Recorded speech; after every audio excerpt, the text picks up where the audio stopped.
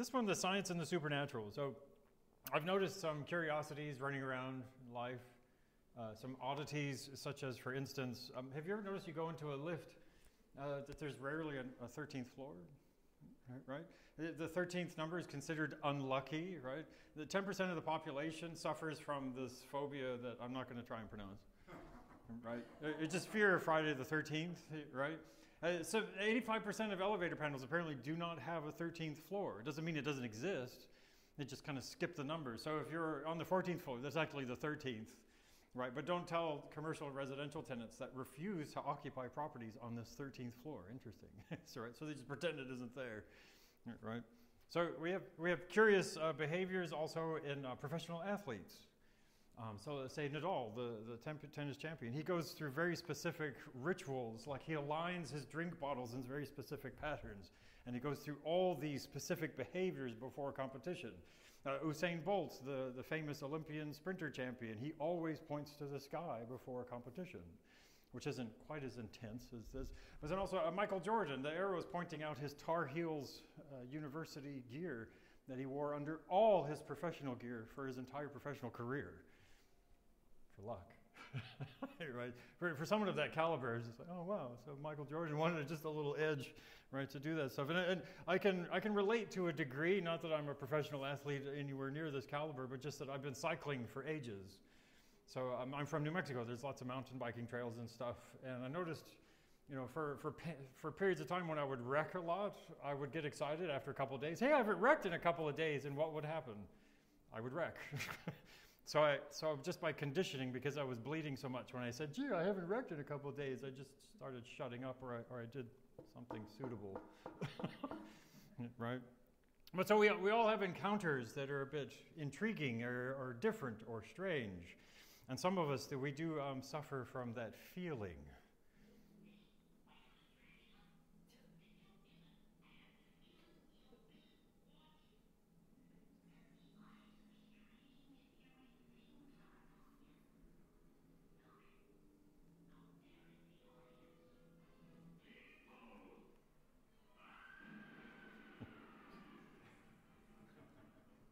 Do you ever get that feeling you're being watched?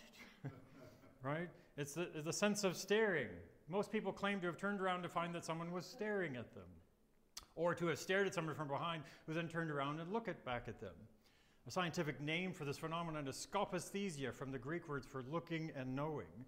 And this is from the author, the scientist, Rupert Sheldrake, who's written and studied extensively this intriguing phenomenon. Oh, that's not my laptop. Okay, good. Sheldrake was made something of a pariah for his ideas. He was a mainstream plant biologist.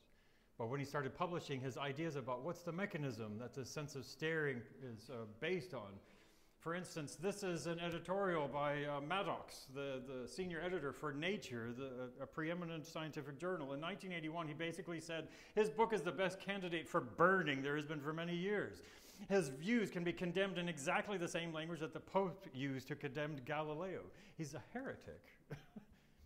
Astonishing. So maybe if Sheldrake was just pulling these things out of fantasies, if there was no data to support it, but there is. In a random sequence of trials, the looker either looked at the back of the subject or looked away and thought of something else. Such experiments showed a significant excess of correct or incorrect X's. About 60% of the time, these people were detecting when they were being stared at. Or maybe they were asking monsters and they were detecting people staring at them. And they ran away and destroyed the laboratory. Just wondering. He's not alone in seeing this phenomenon. Let's see, in a random sequence of trials, through looking at some meta-analyses, let's see, get my notes correctly. In a random sequence of trials, the looker either looked at the back, no, that's the previous stuff. Experiments investigates whether a starer's gaze over a closed-circuit video link under conditions that rigorously exclude sensory cues can be detected as unconscious fluctuations in a stare's skin conductance. So what they did in some of these experiments that this meta-analysis considers is put one person in an isolated room with a camera on them and another person in another isolated room. They have detectors on the skin so they can detect changes in conductance, much like a lie detector test. So they didn't ask people, do you feel like you're being stared at or not? Someone in the other room was staring at them through the closed circuit television. And they were actually seeing a statistically significant effect, right? We conclude that for both data sets, there's a small but a significant effect, kind of like the 60% bump, right? This result corresponds to the recent findings of studies on distant healing and the feeling of being stared at. Interesting. But they note there are difficulties with this. There's no specific theoretical conception we know of that can incorporate this phenomenon into the current body of scientific knowledge. Scientists want to know, what's the mechanism? What's going on here? How are they communicating? What is it? What's doing this? Theoretical research allowing for and describing plausible mechanisms for such effects is necessary. But you know what? Sheldrake did that. He cooked up this idea of morphic fields, some alternate way of communicating. But he was branded a heretic, and they wanted to burn his books. On another note, let's see, how many of us in this room remember a world without cell phones? Yeah, I do. Right? So it's like, so if you didn't have a cell phone and someone was supposed to come pick you up, they're going to give you a ride, and they didn't show up, what did you do? Hey! So you run and use someone's phone. Well, Bart's going to demonstrate an alternate way of dealing with this.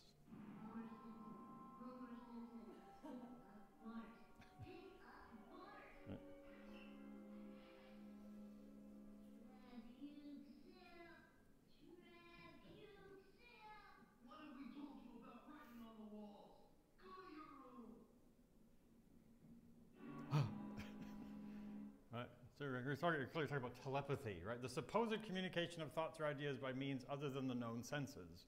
And you're supposed to do this when you do it, right? And someone else may pick up the signal and it gets backwards, right? But they get it, someone got the signal, right? So is there any evidence for this in research? It's actually, there's been quite a few studies looking into this phenomenon. And these fellows, they reported the results of meta-analyses on 3 types of different studies, just looking to see if there is telepathic communication between people. A Gansfeld is a technique that enhances a communication anomaly referred to as psi.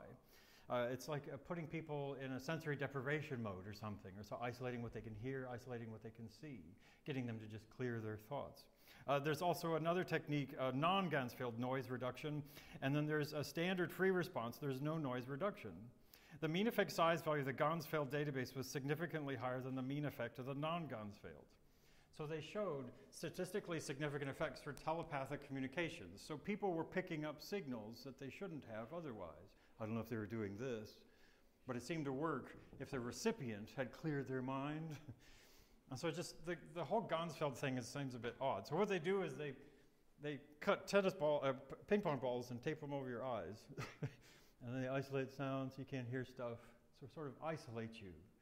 They also noted that people's receptivity to the possibility of the phenomenon was actually key to whether or not they were successfully detecting any signals. And it's a signal-to-noise ratio, right? So you may just hear static, oh, it's just noise, but actually within the static there may be a signal. Homer's going to demonstrate that phenomenon. I keep thinking I'm forgetting something.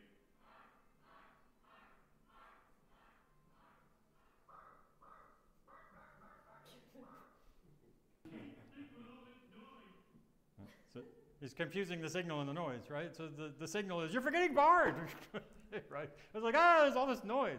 So it's like a person's disposition to this phenomenon actually had an effect. They were more likely to succeed in detecting communications. Contrast that with the skeptics that would dismiss this information as simply being noise, right? So that's interesting, just people's attitude towards the experiment. Storm and Tresoldi, they further noted, resistance to this data is problematic.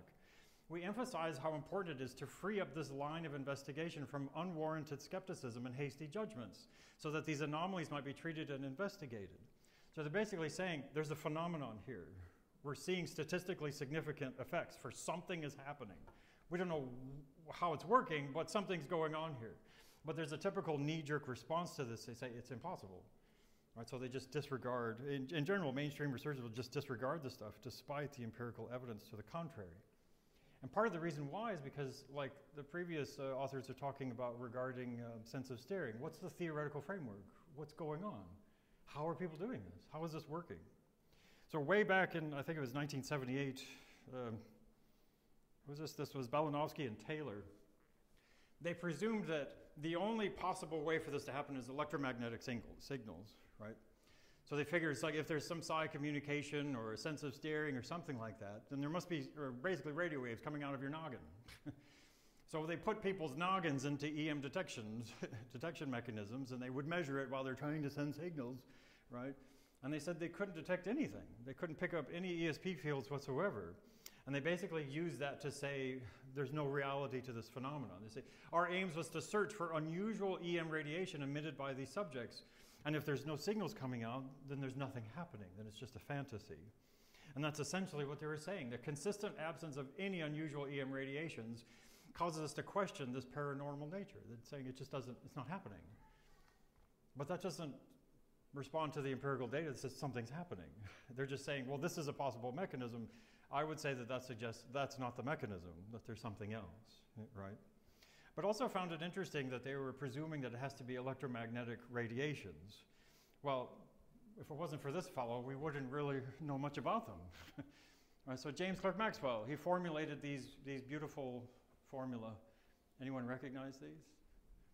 They're named after this guy. So Maxwell's equations, right?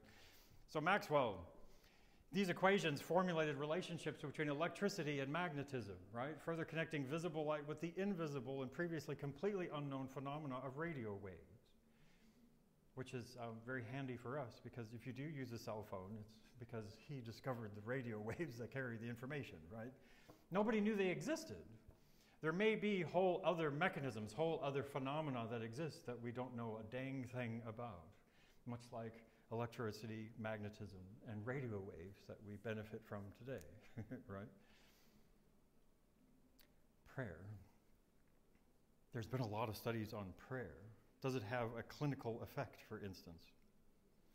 There's been considerable interest in recent years in measuring the efficacy of intercessory prayer for the alleviation of ill health in a scientifically rigorous fashion. This review was a rather comprehensive one. And they did some meta-analyses on numerous published data and studies on this, and some commentary on its usefulness. But they basically said it doesn't really recommend one way or the other. It's basically saying there's no statistical effect. So we can have people pray for someone to get healed, but it doesn't seem to have an effect. So we can't really necessarily write prescriptions. We'll go to the monastery and get prayed for, and you'll be fine, right? That kind of thing. Hey, it's Joshua. That's not to say that prayer doesn't have positive effects, right? Or just a religious belief in and of itself, right? Prayer focuses one's attention. Religious belief actually helps one with self-control, the alcoholism and so forth. And interestingly, amongst cancer patients, those who focus their prayers on thankfulness and concern for others were found to have the least symptoms of depression. So it's not a bad thing. It's not a useless thing, right? However, this was often used as a proxy for determining whether or not there's a God. And so, well, if intercessory prayer has no effect whatsoever on healing, well, then there can't be a God. And so they were saying, this is a philosophical thing. That's really outside the scope of these studies. And as I was looking at this stuff, I just started to wonder. So, as a Christian, as I've been walking with God for quite some time, He doesn't appear terribly concerned with proving His existence to us, right? When it's like, oh, I put this laboratory setup together. Will you come down here and prove that you're here, God? I don't think He really needs to, right? There's a lot of other evidence for His existence. Not only that, consider how people are. What if there was a statistically significant effect of intercessory prayer for alleviating health, for a clinically significant effect, so that you could just engage with people that pray for you and get healthy? This is taken from Terry Jones' Medieval Lives, a hilarious depiction of the medieval world in Europe. And he described how some monasteries, they turned prayer into a corporate exercise. They profited from it. So I could well imagine a scenario where people are desperate to get healed and they might pay someone who seems very spiritual to pray for them to get healing.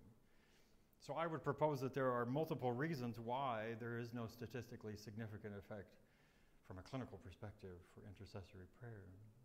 think God has other things in mind. And he also just knows us, right? Also, subjects of study that are sentient are not necessarily controllable. Right? God has volition, right? And he has his own agenda that he's working on that's not necessarily lined up with ours. Imagine that. Right? He's doing his own thing. How do we control these conditions? How do we study these things? And the scientist begins his incantation. Make sure you note it down.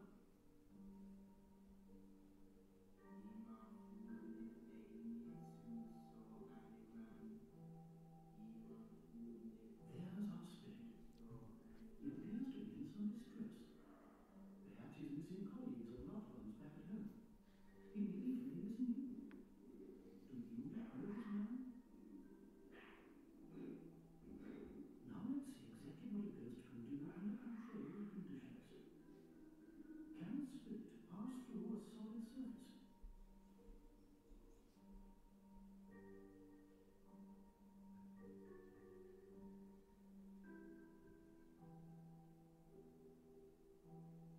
he did it. Evidently, yes. Well, if you'll notice, it's the correct number for the experimental door, right? If we're dealing with beings that are sentient beings, they respond to being experimented on, right? Some of these beings are not amenable to laboratory experiments, like an animal simply responding to stimuli. For instance, there's this thing called the Hawthorne effect. Workers of the Hawthorne plant of Western Electric in the 1920s were studied for impact on their productivity by varying lighting, temperature, and such in their environment. And the researchers discovered it didn't matter what the heck they did. No matter what factors they manipulated, productivity went up. Even when work conditions were made worse than they were originally, the personnel worked harder and more efficiently. Right? It took them a while to realize that what was happening is they were responding to the investigators. They were responding to being watched. Sometimes a sentient being, when you know you're being observed, you change your behavior, especially if you're a sentient being that has your own agenda, say. William Friedkin, the director of the movie The Exorcist, he had an opportunity to film a real exorcism, so he did. This is not fiction. It's different from all the movies. I was there to film it.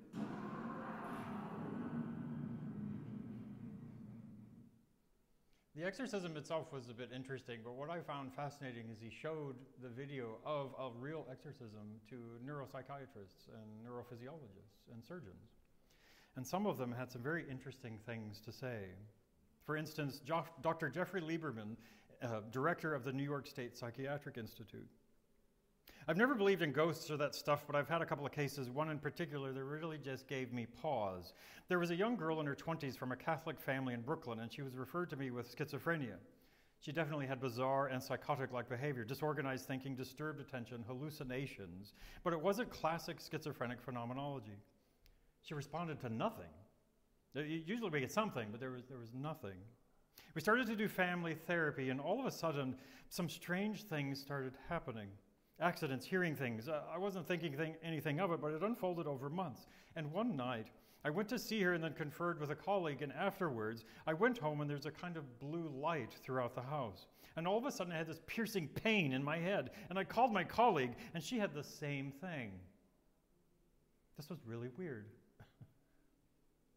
The girl's family was prone to superstition, and they may have mentioned a demon possession or something like that, but I obviously didn't believe it. But when this happened, I just got completely freaked out. It wasn't a psychiatric disorder. You want to call it spiritual possession, but somehow, like in The Exorcist, we were the enemy. This was basically a battle between doctors and whatever it was that affected the individual. And Friedkin asked him, "Do you completely disregard the idea of possession?" No. There's no way I could explain what happened. Intellectually, I might have said it's possible, but this is an example that added credence.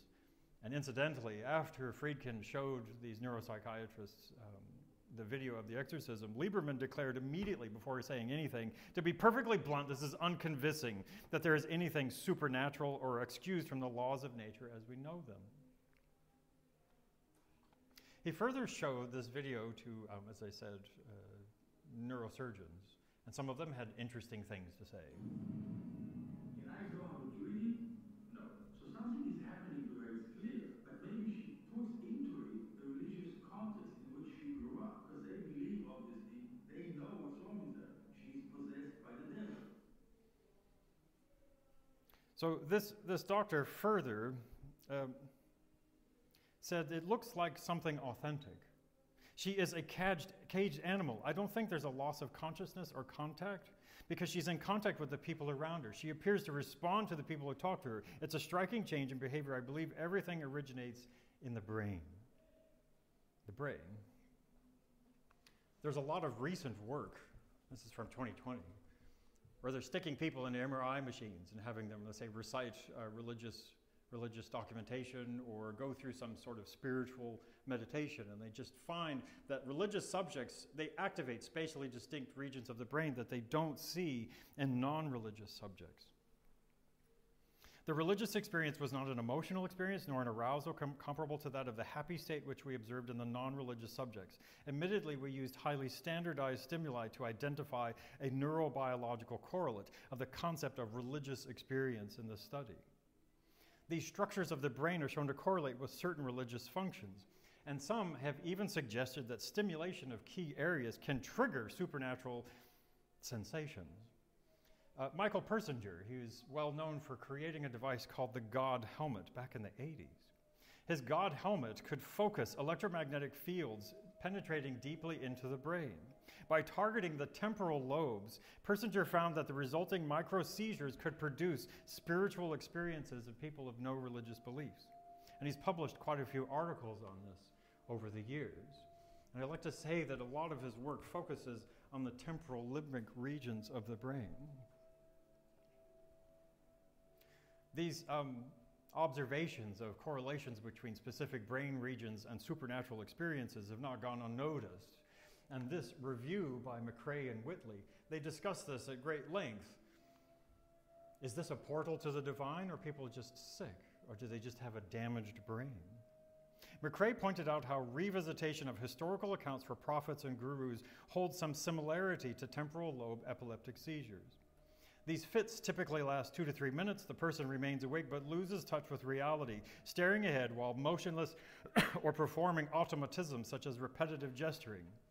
In the post phase, there is drowsiness and confusion. Sudden conversion has followed temporal lobe seizures in people of no prior religious interest beforehand. Some have suggested that St. Paul's Damascus Road encounter was simply nothing other than an epileptic seizure. There is some historical support for these observations. A tendency for religious expression around the time of seizures. The ancient Greeks and Hebrews called this the sacred disease. In the 19th century, delusional religiosity was a common feature in the epileptic insane, such as patients repeatedly consulting their prayer books. It's not too surprising, then, to hear some claims by some psychiatrists, contemporary psychiatrists, that Saul's conversion on the Damascus Road was just an epileptic fit, or perhaps some sort of malady. As Thomas Shaish said in 1974, if you talk to God, you're praying. If God talks to you, you have schizophrenia. You're broken. There's something wrong with you, right? But it rather ignores some key details. If you accept the biblical account, which it looks like Shaish does, then you have to take into account all of the details. We all fell to the ground. The men traveling with Saul stood there speechless. They heard the sound but did not see anyone. My companions saw the light, but they did not understand the voice. So Paul was not alone in this experience. He was just alone, perhaps, in what he heard and how it affected him. There is a tendency amongst some researchers, not all to be sure, to assign experiences of some transcendental nature as rooted in psychiatric or neurophysiological malfunction. But this is not always the case. In fact, the phenomenon of, say, hearing voices is actually far more widespread than some theorists realized. For instance, in 1988, there was an interesting experiment performed. A therapist noted that one of his patients heard voices in her mind. The voices gave her orders or forbid her to do things. She was diagnosed as schizophrenic. But drugs had no effect.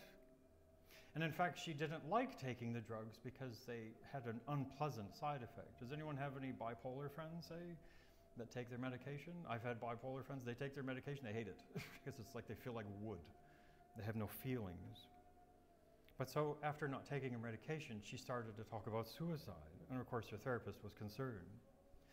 So he sought a way to deflect this isolation and this suicidal ideation and performed an experiment on Dutch TV in 1988. On an evening television talk show, a patient talked about her voices. 450 people who were also hearing voices reacted to the program by telephone. A questionnaire was sent to those people in order to get more information about their way of coping with these voices. A meeting for people hearing voices was organized, and many had different ways of understanding these experiences. They appeared to be competent, not disabled, or ill, not in any way ill. Interestingly, the voices may have sounded like someone they knew, like a friend or a family member that they haven't seen in years. Some of the hearers would test whether the voice was actually the person that they recognized them to be. Every time I thought I had telepathic contact with people, I went to visit them. Were you talking to me telepathically? And if they denied it, he would get into arguments with these voices that he did hear. They scolded each other and only made the voices stronger and more aggressive. So there's a response. Some people heard Korean voices and they kept getting louder. So I'll just keep getting louder. I'll just keep getting louder. Right. It's the Korean church. But some people had ways of handling this that it would actually shut down their life. 33% of respondents were able to ignore the voices successfully. This strategy did not always seem a good solution. I was determined to win. I continued to ignore everything, and I did so by keeping myself busy. I solved a lot of crossword puzzles, and the house had never been cleaner. The result was that life became more peaceful, but in a constrained way. I almost couldn't relax anymore. So some people had different coping mechanisms. Some were confrontational, some were just like, you don't exist, and so I'm just going to try and keep myself busy.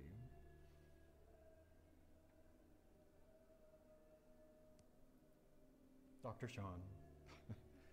This is future Dr. Shawn, circa 1990.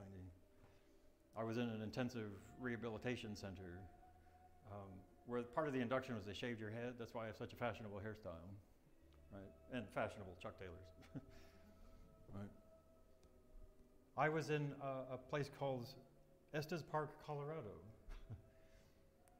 A beautiful place nestled deep in the Rocky Mountains of Colorado. We had contracts to work at the Stanley Hotel, a turn of the 20th century National Heritage Site, where the elevators actually had manual controls, and I was terrible at them, so they put me to work cleaning the bathrooms.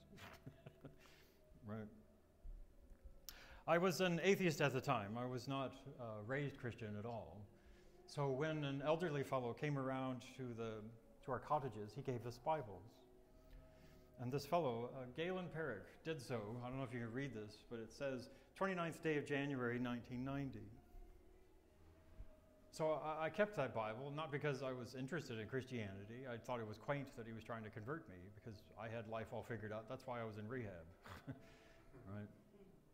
But that Bible sat on my bookshelf for years. I just considered it a reference, Western civilization, Judeo-Christian history, blah, blah, blah. I'll just keep it around in case I need a reference.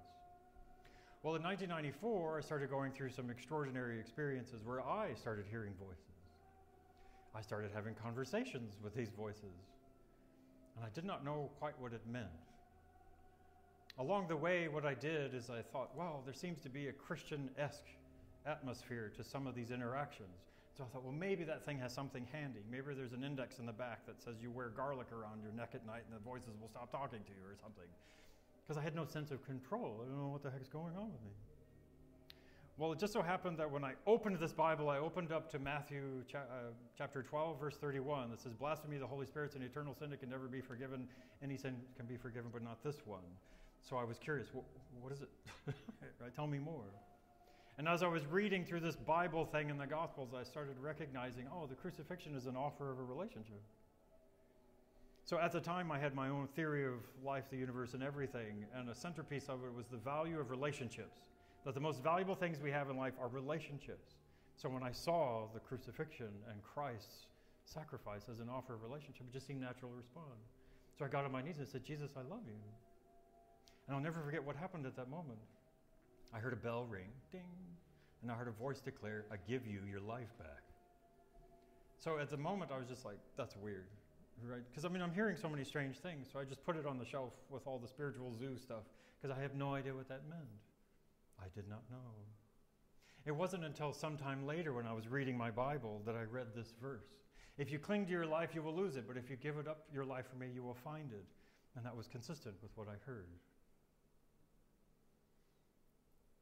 That's partly why I'm still Christian.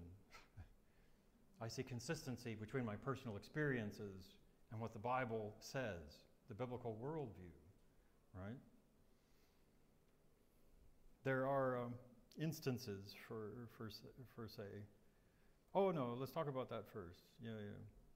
One of the things that I was concerned about is, I didn't tell people about this stuff. I mean, some of you have heard my testimony. I gave it here at Windsor Park a while back, right? So there's a lot more to what I was going through. But one of the things that I was concerned about is if I start telling people these things, they're going to think I'm wacko, right? And so I found it interesting that there are healthy individuals with so-called auditory verbal hallucinations that hear these voices. And some of the research says that it's not all correlations to unhealthiness or neurological dysfunction. Some of them are just openness to the response. Yeah, and this is supposed to be red, so this projector still doesn't show red. So if you want dramas, just think, it's blazing red. Just imagine red, right? But so this is basically saying that there is a correlation between people who are perfectly healthy, that are hearing these auditory verbal manifestations, which I prefer to call them, and simply openness to the experience. The participants experienced these auditory verbal hallucinations for a mean period of 29 years, thus fulfilling the criterion persistent hallucinations, which in itself is sufficient for this classification of psychosis. The fact that these hallucinating subjects were functioning normally and not in need of treatment indicates that the diagnosis psychosis is clinically inappropriate. So in other words, just by having these experiences, it doesn't mean you're psychotic. So you can relax. I'm not psychotic. My flatmates might say something about neurotic, but that's just mine. I have experienced these auditory verbal manifestations for 40-some years. Right? Some of these are childhood experiences that I didn't know what it meant until, in retrospect, look, oh, that fits under these categories.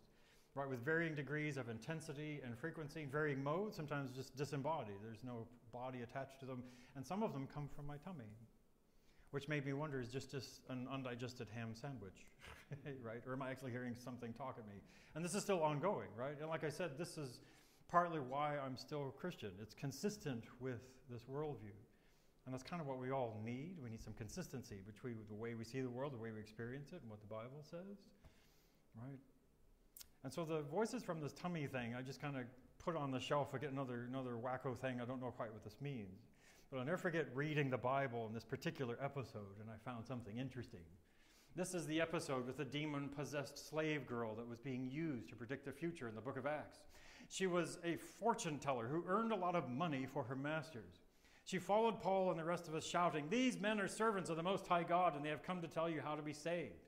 And this annoyed Paul. Went on for day after day. So Paul got so exasperated that he turned and said to the demon, "I command you in the name of Jesus to come out." And instantly it did. And instantly her owners were happy, sad, annoyed. They were annoyed, right? He just took away their golden goose. So they're not going to make money off this girl anymore. What caught my eye was this word for demon-possessed, the way it's translated. It is the spirit of Python. In Greek mythology, the name of the Pythian serpent or dragon that dwelt in the region of Pytho at the foot of Parnassus and Phocis, and was said to have guarded the oracle of Delphi.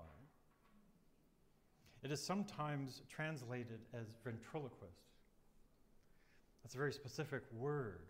We often think of ventriloquism as something like this old Anthony Hopkins movie where he's a ventriloquist. If you ever want to watch a disturbing movie, check out Magic with Anthony Hopkins. Disturbing movie. But there's another meaning to ventriloquism. It was originally a religious practice. The name comes from the Latin to speak from the stomach, i.e. venter, and loqui, speak. The noises produced by the stomach were thought to be the voices of the unliving. The ventriloquist would then interpret the sounds as well as foretell the future. One of the earliest recorded group of prophets to utilize this technique was the Pythia, the priestess at the Temple of Apollo in Delphi, who acted as a conduit for the... So when I experienced these things, I thought, oh, it's just another crazy thing or just an undigested ham sandwich. But I've had conversations with these voices. And moreover, I've heard them vocalize around other people and watched people respond to them. It's a real thing. And then when I read this, I learned about ventriloquism. Oh, wow, here's another thing. My personal experiences and consistency with the Bible. It's just a glimpse into some of the things that I've encountered. These auditory verbal manifestations. I also deal with physical restrictions, pain, sensations not related to any physical cause, which sometimes is complicated because it may be a physiological thing. Sometimes something's happening because it's real. I used to run errands for my family company. This is back before cell phones. We had pagers. And so sometimes my pager would go off. Oh, it's just the supernatural thing. Oh, crap, no, I'm being paged. It's a real thing, right? No, but sometimes it is the other way. It seems like I have an injury, and it seems to be supernatural. I had visual manifestations of fantastic beings and of another world that I don't care to repeat. Other people have had other visions of other worlds that I think they would like to repeat.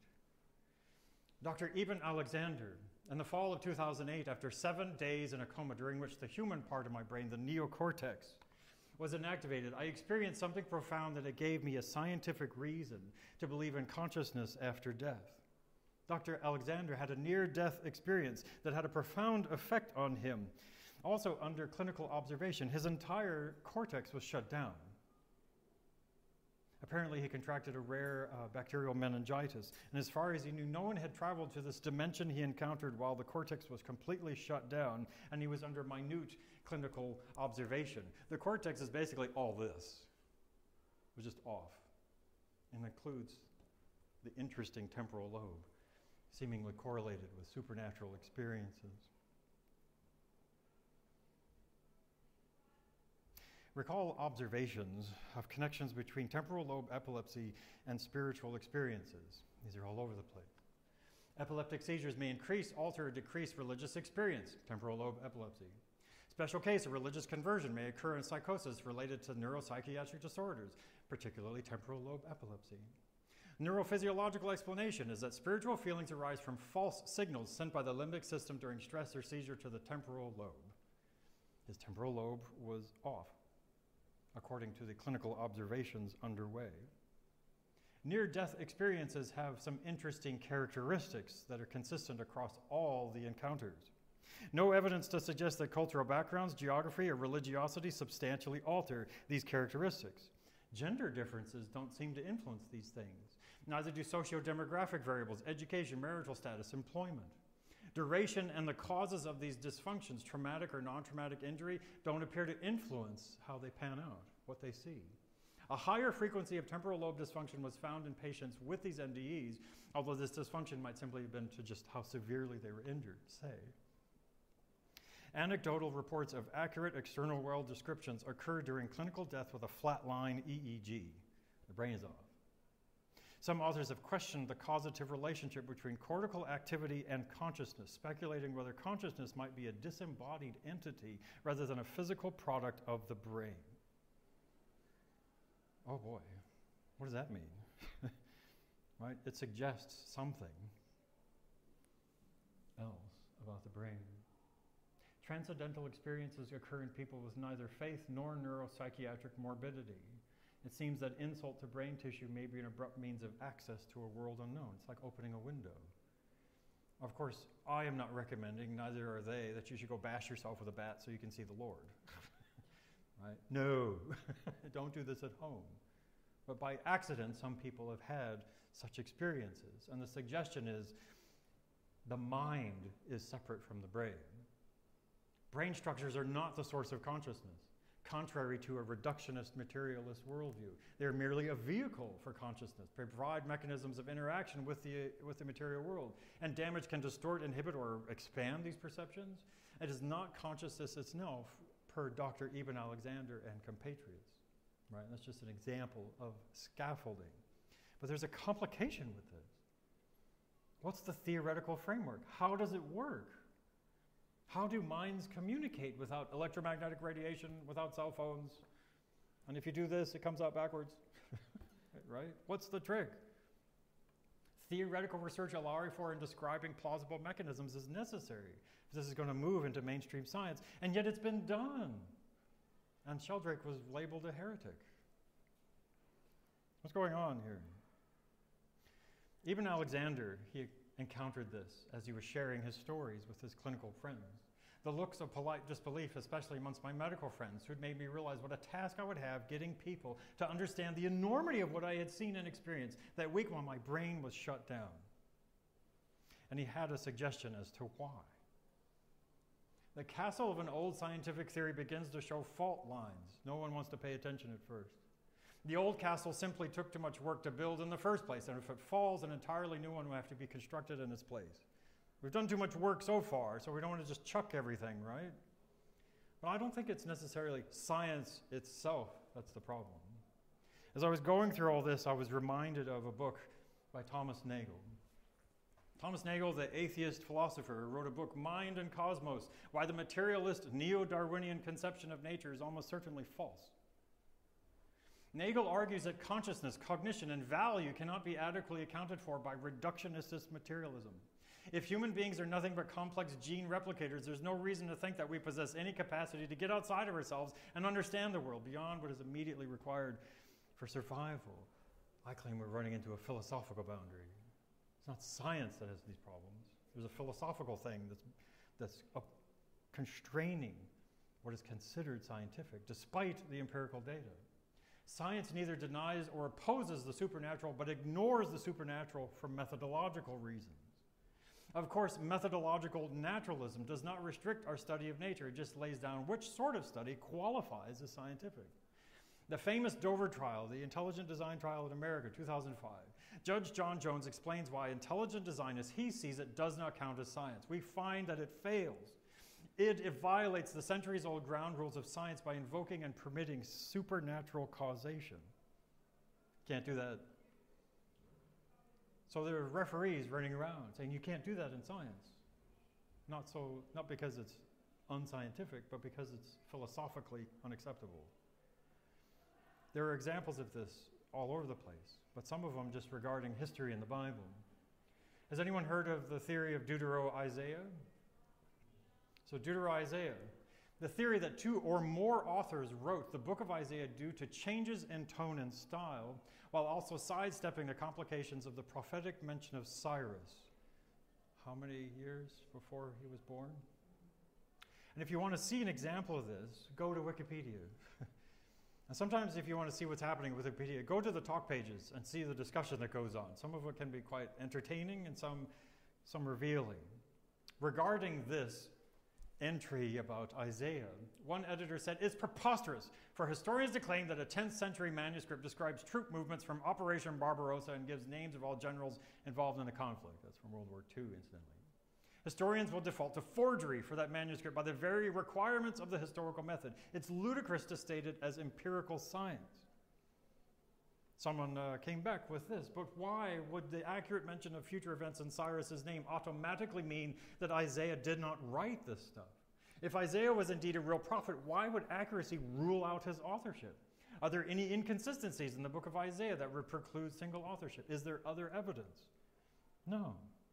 This is just how science works. Because science, we reject this evidence, as compelling as it may be. We're running into a philosophical boundary, and this has been discussed at great length by Plantinga, Alvin Plantinga, in his book, Where the Conflict Really Lies, right? Religion and naturalism and science. They accept the methodological naturalism that is widely thought to characterize science. What is this thing? It imposes a constraint on the evidence base of any scientific inquiry. This evidence base will include mathematics, logic, relevant current science. Yet the scientific evidence base is importantly different from a Christian evidence base. Indeed, the scientific evidence base may include denials of those beliefs. Conclusions are a simple consequence of the evidence base they start with consequences. Sheldrake's view can be condemned. It is heresy. If you talk to God, you're praying. If God talks to you, you're sick. You have schizophrenia. It's ludicrous to state this thing as prophecy, as empirical science. The looks of polite disbelief, especially amongst my medical friends, soon made me realize what a task I would have. How do you explain these things? We emphasize how important it is to free up this line of investigation from unwarranted skepticism and hasty judgments. There's a philosophical current driving a lot of these rejections. that also manifests in declarations of people who challenge it as just being heretics. This is such a strange phenomenon. A scientist comes up with a theory to explain a phenomenon that we have empirical evidence for and is branded a heretic. He observed modest statistical effects for the sense of staring that some of us have experienced. Has anyone experienced that? Right? You turn around and there's some joker looking at you 4 stories up or something. Right? And actually, I also use it when I'm riding my bike because I don't want to die. So I'm always staring at people driving. Please don't kill me. Right? Telepathy, modest statistical effect, and an interesting correlation with how open people are to the experience. Auditory verbal manifestations, the presumption that it's connected to psychosis or some morbidity is simply false. There are healthy people that have these things. Near-death experience is very interesting, independent of any socio-cultural demographic, and it challenges a reductionist materialist view of what is consciousness anyways. And I would say it ties in with these as well. There's also historical evidences that are simply dismissed because science. And it's at this point that I also plug Michelle Engelhardt at The Thinking Matters. She talks about the evidence for the resurrection. So I find it interesting how I've met Christians that say they deny the supernatural. And so I often wonder, how do you get around the resurrection? Does anyone think that's not supernatural? It's very supernatural, right? The guy was dead, and he came back to life.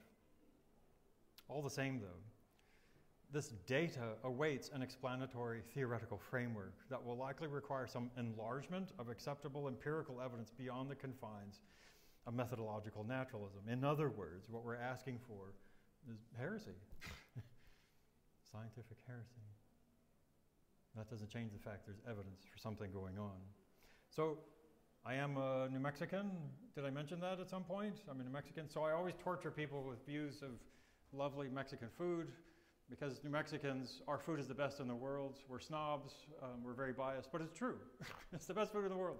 And it's just the view of the Rio Grande Valley where I grew up before I moved here, and I freaked out on the fact that water falls from the sky. If there's any questions, thanks for coming regardless, but I'll open it up for questions and so forth. Thank you.